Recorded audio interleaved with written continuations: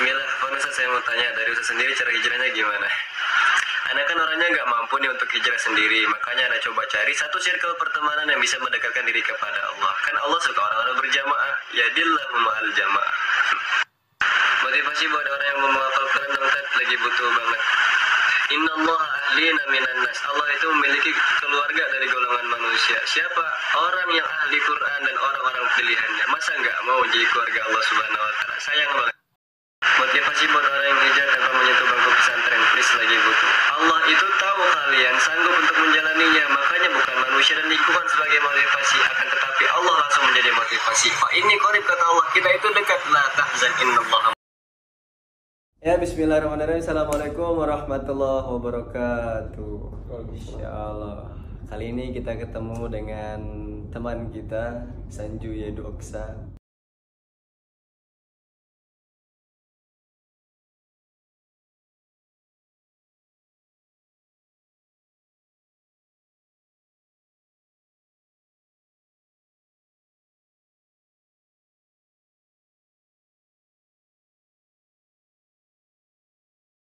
Dan kemarin kita itu harus mencari tema-tema yang sesuai dengan keluhan kalian. Kalau kita kemarin itu ceritanya dengan Bang Umar, gimana sih orang-orang yang di luar bangku pesantren itu susahnya berhijrah. Maka kita coba cari mana orangnya sih.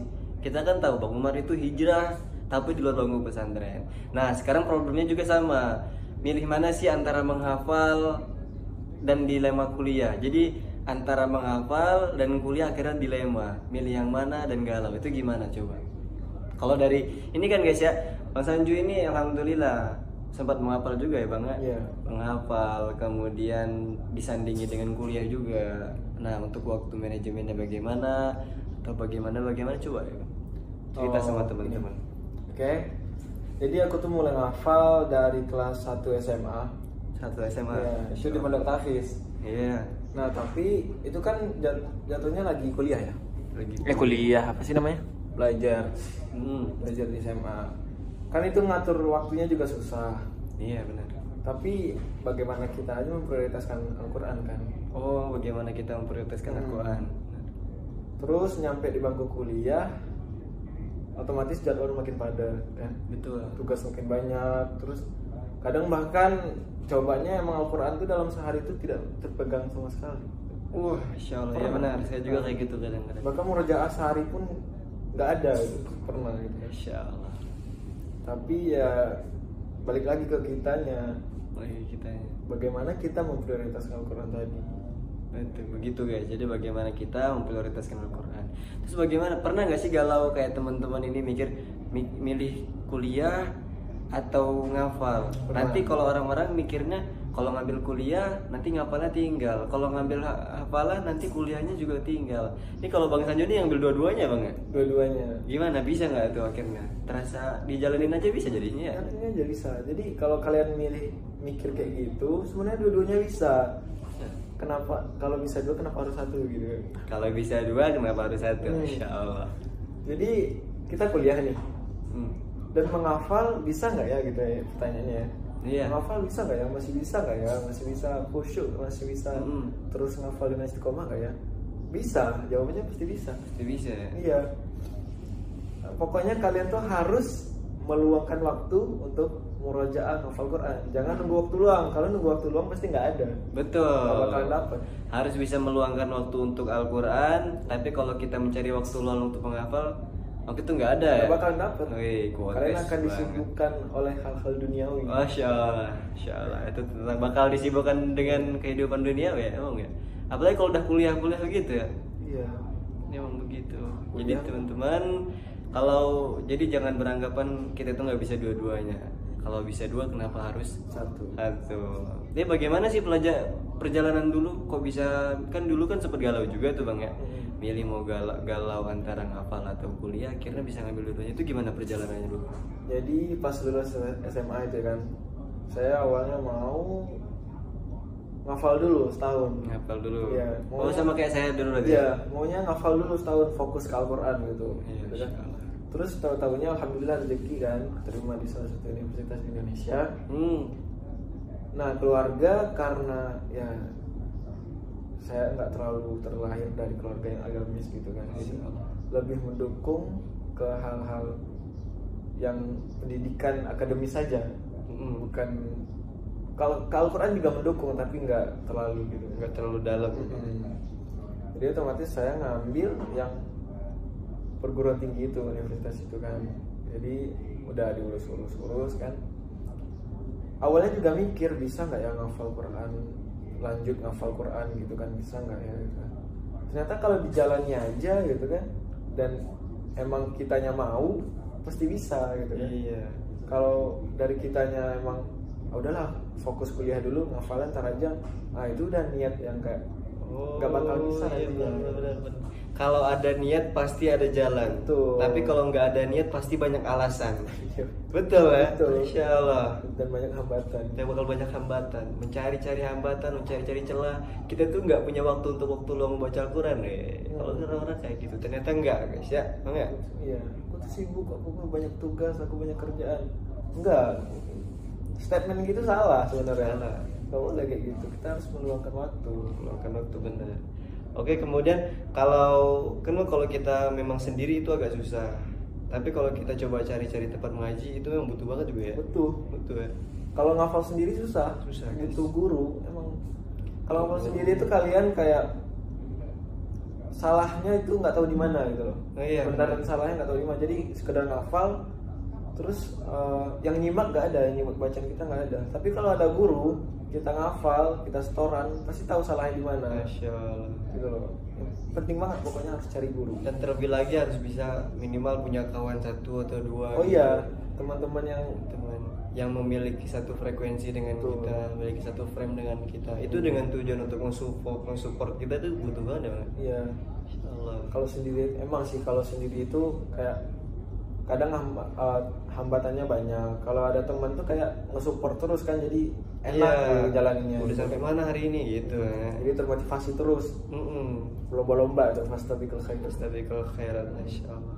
Jadi itu teman-teman, kalau kalian tetap mencari alasan-alasan nggak bakal dapat waktu Al-Quran nanti, Masya Allah. Ternyata kita coba panggilkan mana sih orang yang benar-benar katanya itu gak bakal bisa baca Al-Quran, ternyata salah. Kita coba panggil Bang Sanju, ternyata yang kalian katakan itu salah. Bang Sanju ini kuliah, Masya Allah kuliah juga ternama Bang ya. Iya. Kuliah nomor berapa tuh? Kuliah nomor 3? Nomor 2 ya? Setelah UGM, Masya Allah. UGM apa ITB maksudnya tuh? UGM. Masya Allah di UI. Tapi gara-gara waktu, apalagi teknik sipil ternyata Bang ya. Kalau anak teknik gak bakalan tidur kan? Kalau teknik sipil itu ternyata waktunya lebih lebih padat lagi daripada jurusan-jurusan yang lain, daripada prodi-prodi yang lain. Tapi Bang Sanju ini masih bisa menyempatkan waktu minimal berapa gitu Bang ya. Untuk Pokoknya membaca. kita harus menyempatkan waktu untuk interaksi dengan Al-Quran. Jangan mencari waktu luang, gak bakal dapat. Tapi luangkanlah waktu, Masya Allah. Begitu. Jadi kalau kita kemarin alasan kalian, saya nggak mau lah hijrah, susah kalau nggak duduk di bangku pesantren. Kita coba panggil Bang Umar. Ternyata yang kalian katakan statement itu nggak ada benernya.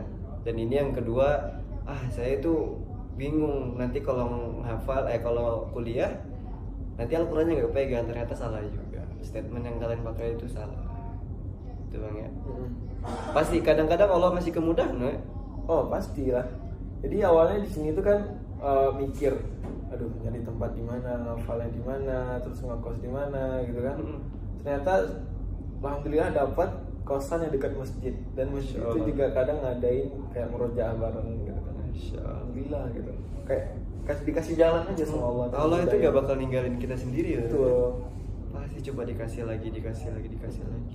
Maka itu guys, yakin, tawakal sama Allah, Allah pasti memberikan yang terbaik. Allah akan memberikan kemudahan-kemudahan. Iya. Pasti dapat kemudahan Bang ya. Betul. Benar guys. Oh jadi berarti dulu dari basic nggak ada pesantren juga ya Bang? Nggak. Masya Allah tuh nggak ada pesantrennya juga. SD di mana tuh? SD negeri. SD negeri, SMP negeri, SMA negeri. Jadi memang nggak ada basic pesantren. Negerinya bukan madrasah ya. Iya, bukan Tapi madrasah. Negeri SMA negeri biasa. Oh negeri bener. Semua dari SD, dari SMP, SMA. Kok bisa-bisanya Bang? Dulu itu setelah lulus, biasanya anak SMA itu nggak mau sama sekali. Saya pengen ngapal. Dulu kenapa kok pengen ngapal? dulu tuh termotivasi gitu. Mungkin Allah itu kan menurunkan hidayah kepada siapapun ya. Betul. Tergantung orangnya ngambil atau enggak. Jadi saya tuh mungkin alhamdulillah dapat hidayah dari pendengaran gitu. Dulu tuh ngaji gitu loh, ngaji baca Quran, tapi belum ada niat untuk hafal, belum ada niat.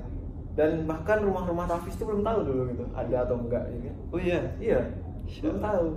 Nah, pas kelas 1 SMA itu yang mulai hafal itu dapat hidayah itu alhamdulillah dari pendengaran, dari mendengar salah satu qari di Indonesia kan. Siapa tuh kalau boleh? Muzammil. Masya Allah Bang Jadi Imam Muzammil tuh tiba-tiba lewat di explore Instagram kan. Ada dia baca doa kunut ajizilah. Jadi lihat gitu kan, pengen gitu kan, keren juga ternyata. Jadi awalnya tuh bukan mau ngafal tapi pengen kayak gini. Oh itu udah tanda-tanda secerca hidayah lah ya. Iya betul. Benar.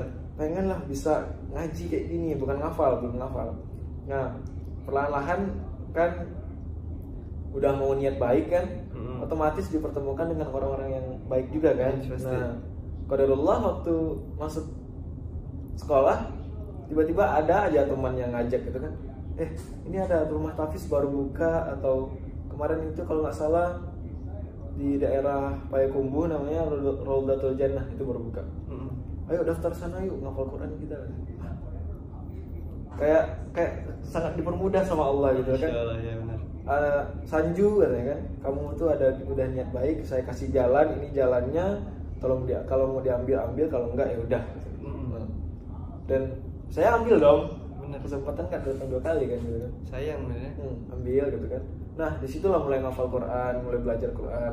Awalnya itu emang berat banget karena dari dulu tuh sering main-main luang-luang waktu kayak nggak jelas gitu kan. Tiba-tiba pulang sekolah ke rumah tahfiz, pulang sekolah ke rumah tahfiz, kayak emang ada yang hilang awalnya. Dan teman-teman juga hilang. Iya. Teman-teman juga hilang. Dia pernah ngechat di grup, teman-teman sombong banget sih sekarang, sombong banget sih, jarang nongkrong. Ya kita balasnya dengan baik juga, ada kesibukan lain misalnya.